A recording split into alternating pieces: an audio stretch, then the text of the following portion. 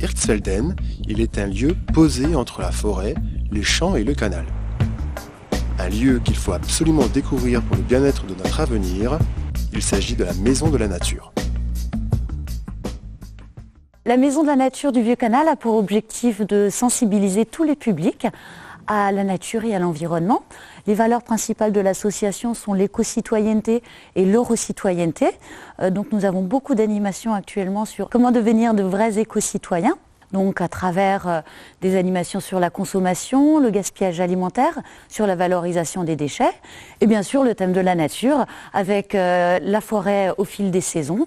Donc on découvre 4 animations au cours de l'année pour au rythme des saisons, découvrir la forêt, avec une animation sur les végétaux en automne, sur les oiseaux en hiver, sur les invertébrés au printemps et sur les mammifères en été. Nous invitons les écoles à venir pour des demi-journées, des journées sur différentes thématiques.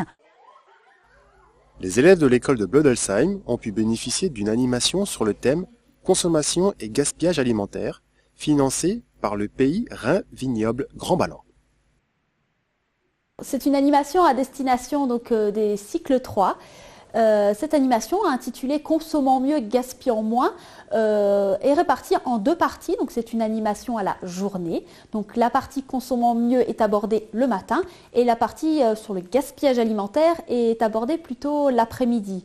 Donc l'idée de cette journée, c'est de proposer des animations, des ateliers et des petits exercices ludiques tout en couleurs, permettant d'aborder à travers le jeu ces différentes thématiques pour essayer de responsabiliser les enfants. Donc cycle 3, c'est donc environ la tranche d'âge entre 9 et 12 ans, donc ils commencent à être suffisamment grands pour avoir un avis sur la question et en faire d'eux peut-être de futurs consommateurs responsables.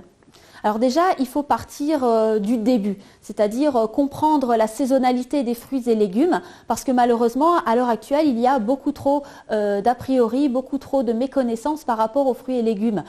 Quand on va au supermarché aujourd'hui, malheureusement, on a un choix qui est tellement important que le consommateur ne sait plus où donner de la peine, que choisir. Justement, en rétablissant les vérités, en passant finalement par des éléments de biologie indispensables, c'est-à-dire qu'est-ce qu'un fruit et légumes, quels sont les exigences en termes de chaleur, de luminosité et d'eau de ces fruits et légumes, m'a fait réfléchir le public, les enfants, sur où sont produits ces fruits et légumes et ensuite cette notion de transport entre les zones de production et le supermarché finalement que eux côtoient au quotidien.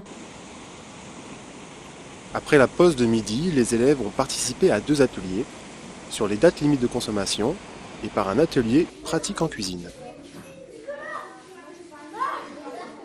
Alors de manière rigolote, à travers un atelier cuisine de grand-mère, c'est-à-dire on va utiliser une denrée alimentaire très connue, très utilisée et très prisée par les Français, qui est tout simplement le pain. Alors le pain, la première question posée aux enfants, c'est à partir de quand estime-t-il que le pain n'est plus propre à la consommation? Donc la réponse qui en ressort, c'est évidemment, il est dur, donc on ne le mange plus, c'est Burke. Et l'idée, c'est de leur présenter des pains durs et de leur montrer, c'est ça que l'on va manger et vous allez adorer. Et donc, on va transformer ce pain dur en quelque chose de moelleux, quelque chose de goûteux, quelque chose de sucré, qui est ni plus ni moins que la recette de grand-mère du pain perdu. Et vont donc tremper ce pain qui nous a été mis à disposition par la boulangerie d'Hirtsfelden dans le cadre de nos activités. On propose de le réutiliser de différentes manières, c'est-à-dire l'atelier concerne le pain perdu, mais on leur montre que le pain dur peut également être utilisé sous forme de croûtons, sous forme de tartines passées au four, sous forme de chapelure, etc. Mais bien sûr, ce n'est qu'un exemple, c'est-à-dire il y a bon nombre d'autres, des fruits et légumes qui pourraient être réutilisés autrement alors que nous-mêmes on les aurait jetés. Par exemple, un fruit légèrement abîmé peut être transformé, par exemple une pomme en compote, plutôt que de la manger fraîche parce qu'elle n'est plus assez appétante. Donc on leur donne toutes sortes de pistes, toutes sortes d'idées pour réutiliser le plus possible des denrées qui sont encore consommables, mais malheureusement pas attrayantes.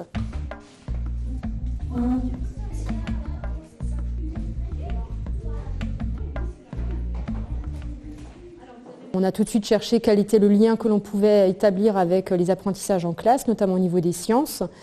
Et l'animation d'aujourd'hui était une animation qui est vraiment très complète parce que finalement elle couvre plusieurs domaines.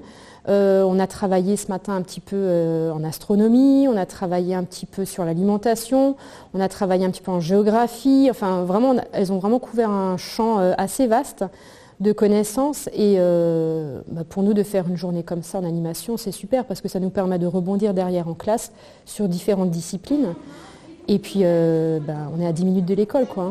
Donc, il y a cette proximité-là avec la Maison de la Nature qui est vraiment... qui est chouette. Nous, on voit tout ce qu'il y a comme apprentissage pédagogique au niveau des sciences, de la géographie, de l'astronomie, du reste.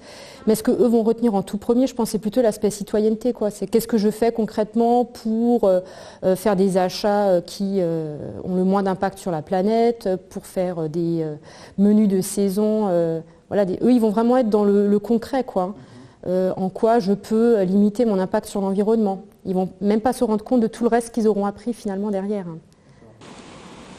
Rappelons que grâce à l'apport du Conseil général propriétaire des lieux et des communautés de communes Essor du Rhin et Centre-Rhin, au quotidien, la Maison de la Nature ne pourrait fonctionner.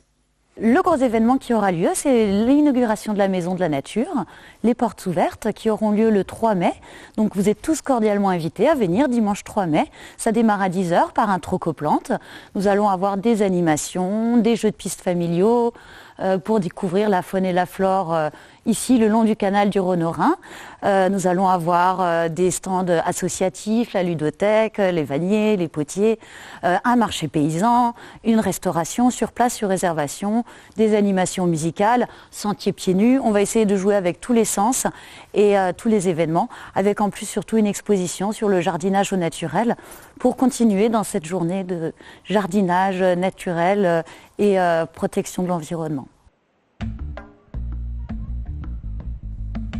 Dans ce nouveau bâtiment d'une architecture contemporaine, posé sur les berges du Vieux Canal, la Maison de la Nature d'Hirtsfelden offre des conditions d'accueil et de découverte de notre environnement tout simplement exemplaires.